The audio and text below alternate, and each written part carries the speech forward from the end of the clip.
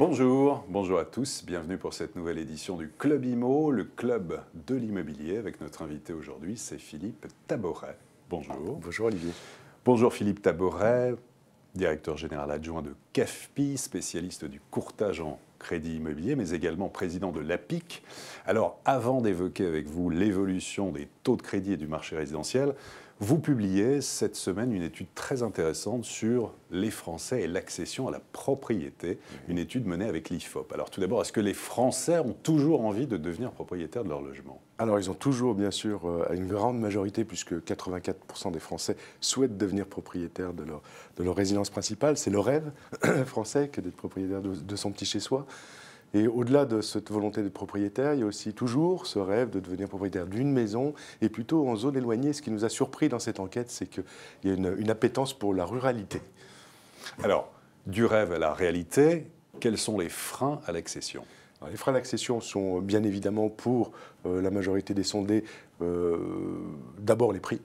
Essentiellement les prix. Le premier frein est le prix. Une grande majorité, ils trouvent les prix trop élevés.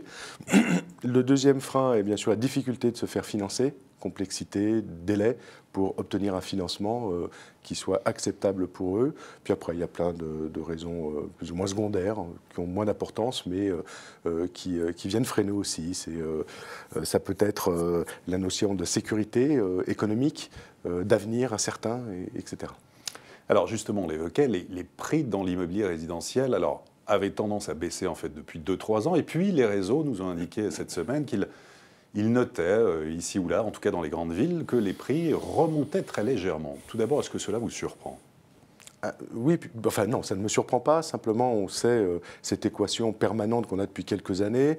Un manque de logement sur le marché, c'est le fondamental. Il faut de la construction. Il n'y en a pas assez. On a beau pousser, le gouvernement a beau essayer de lancer des mesures de construction de logements nouveaux, il n'y en a pas assez. Donc, obligatoirement, on est dans un marché tendu. Alors, dans certaines zones, bien évidemment, où les gens veulent habiter, c'est-à-dire les agglomérations. À l'inverse de ce que je disais tout à l'heure, d'ailleurs, ils veulent aller à la campagne, mais en fait, c'est parce qu'ils ne peuvent pas acheter dans les agglomérations. C'est certainement ça qui fait ce choix.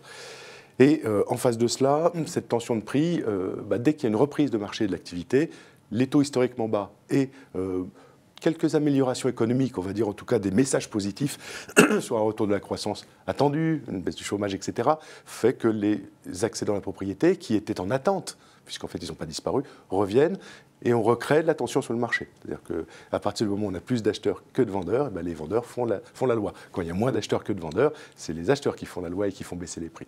Donc on est dans cette tension et reprise des prix de l'immobilier. Et sur les taux d'intérêt, alors justement, où en est-on aujourd'hui ? Comment évolue-t-il et comment vont-ils évoluer ? Un troisième élément de l'équation, c'est le taux d'intérêt, puisque grâce au crédit aujourd'hui distribué par les banques à des taux historiquement bas, c'est autour des 2% sur 20 ans, on n'a jamais connu ça, on resolvabilise une partie de cette clientèle pour payer le prix qui est attendu par le vendeur. On a une petite contraction. Il commence à remonter ces taux. Alors, il commence à remonter, ce qui voudrait dire qu'on est dans un changement de tendance. Il n'y a pas de raison fondamentale que les taux s'inversent au niveau de leur tendance. Ils avaient une tendance baissière depuis 2 ans. Ils n'ont pas de raison fondamentale de remonter progressivement.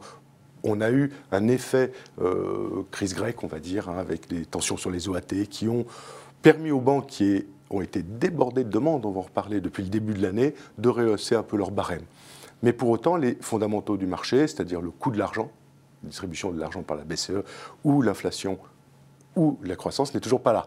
Donc on n'a pas d'indicateurs qui nous font penser qu'à court terme, les taux vont augmenter. Plutôt fin d'année et année prochaine, au retour de la croissance et de l'inflation, c'est-à-dire en face de bonnes nouvelles.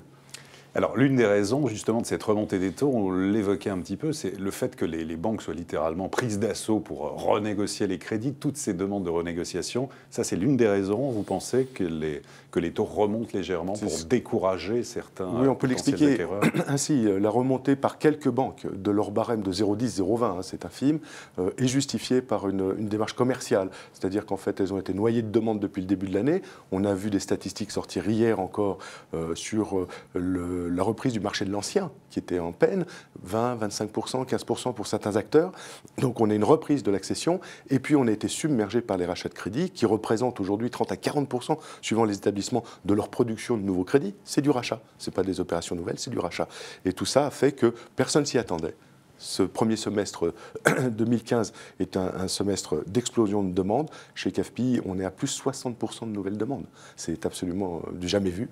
On est en train de battre tous nos records. Et les banques ont été engorgées par cet afflux de demande. Aujourd'hui, il y a une démarche commerciale à remonter un peu le barème pour limiter l'afflux de demande et ils sont en train de se réorganiser pour absorber les flux. Quelles sont les conséquences de la hausse des taux sur le pouvoir d'achat immobilier? Si on prend des exemples très concrets, par exemple, 1 point de hausse, qu'est-ce que ça représente? J'avais fait le calcul. Une hausse des taux d'intérêt, voilà, on fait perdre un pouvoir d'achat de l'ordre de 17 000 à 18 000 euros. Pour une mensualité de 1 000 euros sur 20 ans. Pour 1 000 euros empruntés sur 20 000 euros remboursement par mois sur 20 ans, effectivement, on perd 17 000, 18 000 euros de pouvoir d'achat immobilier d'emprunt, en définitive. Et mon point de vue, c'est de considérer que si on augmentait, on désolvabilisait par la hausse des taux, ce qui risquerait d'arriver l'année prochaine, à ce moment-là, on aurait une compensation par les prix. Peut-être qu'à ce moment-là, il y aurait moins d'acheteurs, les vendeurs seraient obligés de faire des petits efforts et on verrait à nouveau une baisse des prix. Et on a bien ce basculement, cette balance, cet équilibre de pouvoir d'achat qui se fait un peu automatiquement entre les marchés et en fonction des capacités de prêter, des taux d'intérêt, etc. Pour accéder à la propriété, on a besoin d'être aidé. Est-ce que tout d'abord le prêt à taux zéro, notamment dans le neuf, le PTZ+, ça marche ou pas du tout? Oui, ça marche, puisqu'on voit bien dans le neuf l'afflux de demande en ce début d'année. Alors, pas de PTZ, puisque c'est beaucoup les investisseurs avec le Pinel qui sont de retour. Donc là, on a les promoteurs qui sont très contents, ils font à nouveau des ventes. Mais pour le PTZ, on va trouver plutôt de la maison individuelle, qui ne marche pas trop mal. Au regard du neuf, dans son ensemble, ça ne marche pas trop mal. Et pourquoi? Parce que pas mal de candidats à l'accession à la propriété, les jeunes qui s'installent en couple avec leurs enfants, ben voilà, achètent la petite maison un peu éloignée, ce qui est un inconvénient, parce que bien évidemment, il y a la contrainte d'éloignement par rapport à son lieu de travail. On s'excentre effectivement pour pouvoir s'acheter cette maison de rêve. Quelles sont vos propositions, vos pistes pour essayer de relancer l'accession à la propriété en France? Suite à cette étude, on a fait une conférence de presse, et donc on avait à nos côtés un ancien ministre, M. Repentin, qui est très branché sur les affaires immobilières et en charge du foncier actuellement.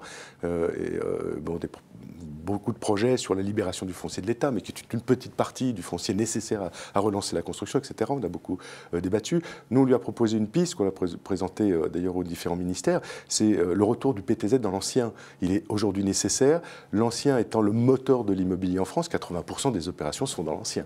Et pour que ce moteur tourne, il faut l'alimenter de nouveaux accédants, ce sont les primo-accédants. Donc nous avons proposé à nouveau aider ces primo-accédants, les jeunes couples qui veulent s'installer, qu'ils aient le choix entre être locataires ou propriétaires, mais qu'il y ait une possibilité, puisqu'aujourd'hui, sans aide, sans PTZ pour l'ancien, ils ne peuvent pas acheter. Il leur manque une petite part d'apport, les charges sont trop lourdes, et les banquiers ne vont pas faire la cour obligatoirement à ces clientèles les plus modestes, on va dire. Ils vont faire la cour aux gros revenus, mais moins à celle-ci. Donc il faut absolument cette aide, ce retour de cette aide. Ce que nous proposons, c'est concentrer l'aide en PTZ ancien dans les zones tendues, pour qu'on puisse offrir du logement.